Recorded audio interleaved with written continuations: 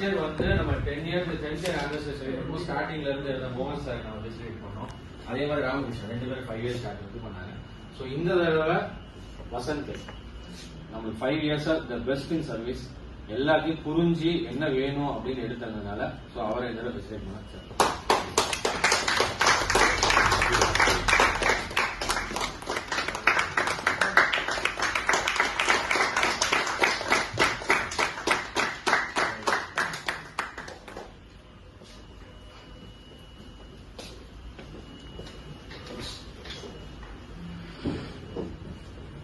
அடுத்ததாக நம்மளோட super junior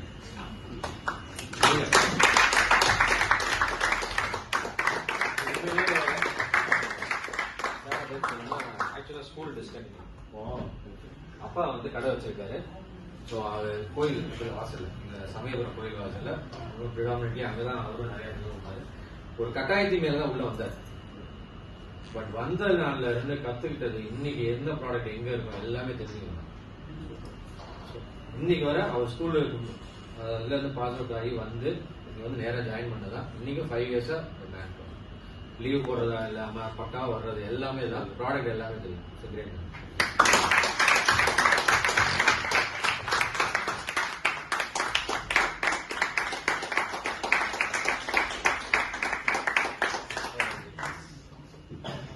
இதான் நான் சொல்றது, திறமை இருக்கு, கரெக்டான அந்த இதுல எஃபோர்ட் போட்டால் ரெகக்னிஷன் வந்துதானே ஆகும்.